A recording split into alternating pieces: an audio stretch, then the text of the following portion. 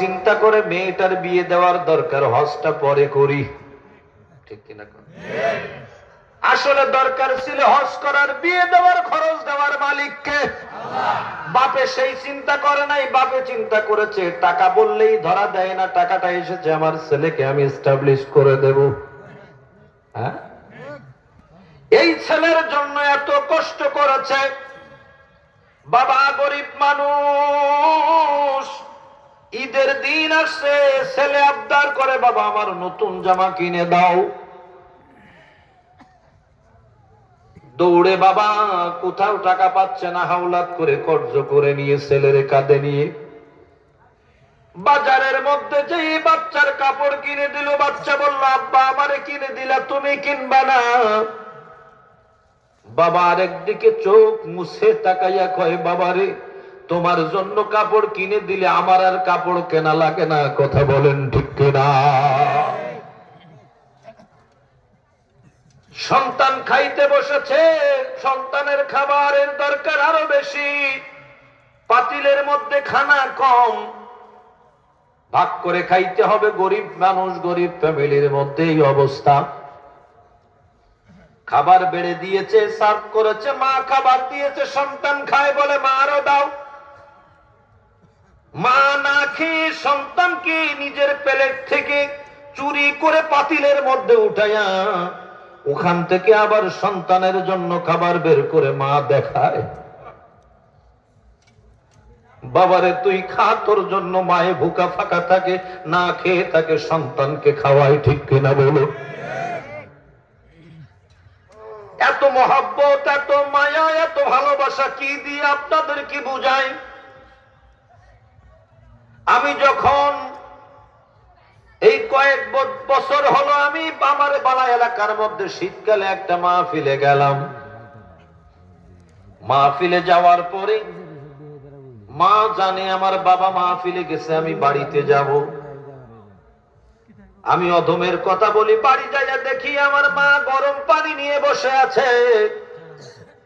জিজ্ঞাসা করলাম মা তুমি ঘুমাও নাই, তুমি এখনো বসা কেন?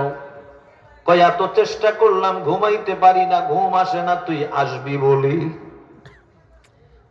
আমি দেখলাম বাড়িতে ঢুকলে দেখি বলে মা বললো এই যে গরম পানি, ওযু করবি, আমি জানি গরম পানি রেখে দিয়েছি।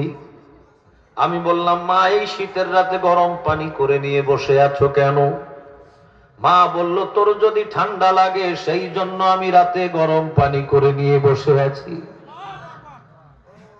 নামাজ পড়তে বিছানায় বসে বললাম আল্লাহ, এই নাকি মা মা মা, এতটা বয়স হওয়ার পরেও মায়ের সন্তানের ঠান্ডা লাগার চিন্তা করে।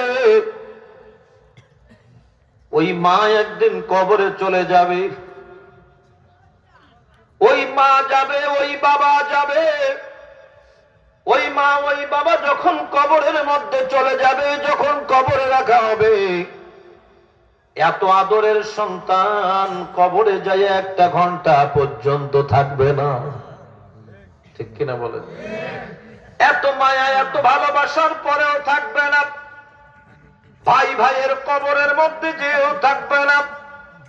এমন পরিস্থিতি হবে বন্ধু কবরের পাশে এসে লাশটা নামাইয়া দিবে, বন্ধু লাশটা নামাইয়া দিয়ে চলে যাবে, বন্ধু কবরের পাশে আসবে না। কথা বলেন ঠিক কিনা?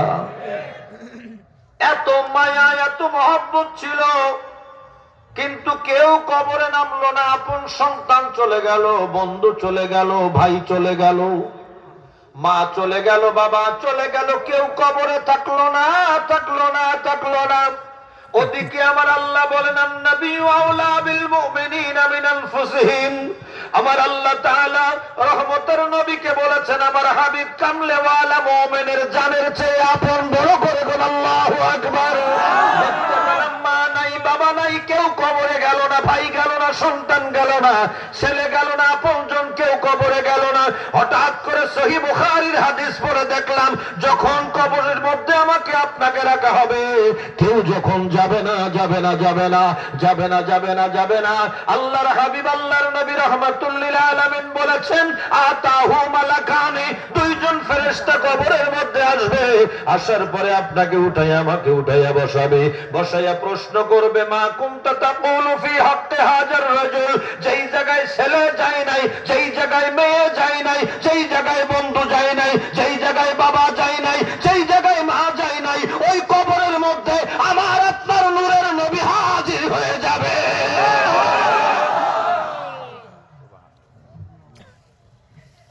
এবার বলেন,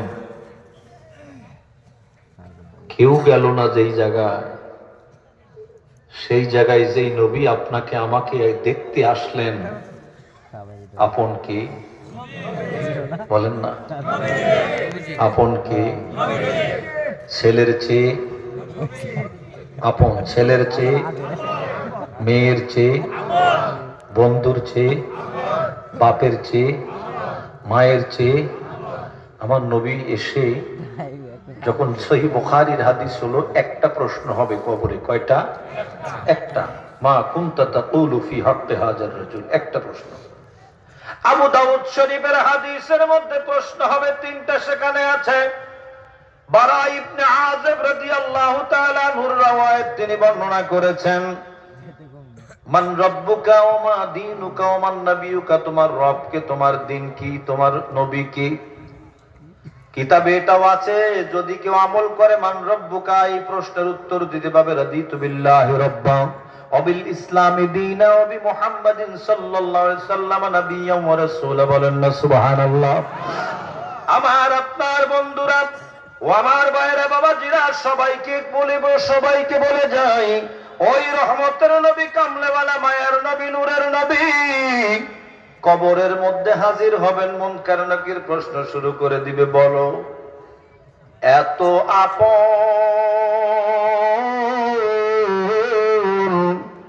ওই নূরের নবী ডাক দিয়ে বলবেন, ও ফেরেশতা মুনকার নাকির, তারে প্রশ্ন করো না, জিজ্ঞাসা করার দরকার নাই, একবারও কোনো প্রশ্ন করো না, আমি রাসূল পরিচয় দিচ্ছি, সে আমার আদরের উম্মত, আমার আসে।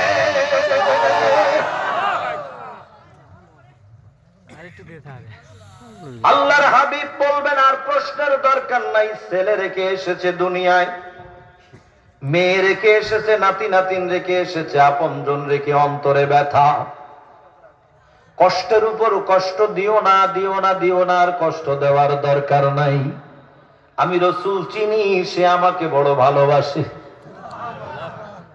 আশিকে রাসূলের চেহারা দেখা যাবে, আশিকে রাসূলের চেহারার ভিতরে নূর চমকাবে, সুবহানাল্লাহ বলেন। আর দুশমন যদি হয়, প্রশ্নের উত্তর দিতে পারবে না, বলবে হা হা লাদ্রি, হা হা লাদ্রি, হা হা লাদ্রি, আমি জানি না উনি কে, আমি চিনি না, লোকে যা বলতো আমিও তাই বলতাম, আমি জানি না। আমার নবী সব তখন বলবেন, নাসিতু কামা নাসিতা, নাসিতু কামা নাসিতা, তুমি যেমন দুনিয়াতে আমাকে ভুলে গিয়েছিলে, আজকে আমি রাসূল তোমাকে ভুলে গেলাম।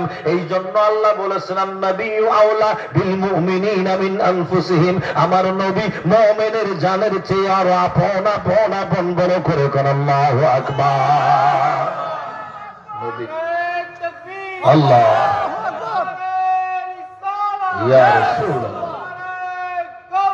ইয়া রাসূলুল্লাহ, বাবা এবার চিন্তা করেন, কাকে ভালোবাসতে হবে? বলেন না, আমার নবীকে ভালোবাসলে লাভ না লস? এত আদর করলেন ছেলেকে, আমার নবীর সুন্নত মানার টাইম নাই, আল্লাহর হুকুম দেখার টাইম নাই, সেই ছেলেটা আমার আপনার কবরে গেল না, আসলেন তিনি যিনি রহমাতুল লিল উম্মতকে ডেকে, আদরের উম্মত আয় আমার বুকে চলে আয়, আমার বুকে আয়, আয় আমার বুকে আয়, আদরের উম্মতকে আমার নবী ডাকবেন। সব সময় তিনি বলতেছেন রব্বি হাবলি। এর মানে কি জানেন?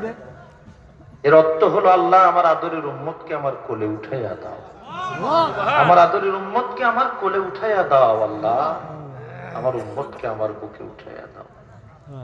আল্লাহ তাআলা কোরআন শরীফে একবারে না পেরে বলে দিয়েছেন, লাকাদ জাআকুম রাসূলুম মিন আনফুসিকুম আজিজুন আলাইহি মা আনিতুম হারিসুন আলাইকুম বিল মুমিনিনা রাউফুর রহিম।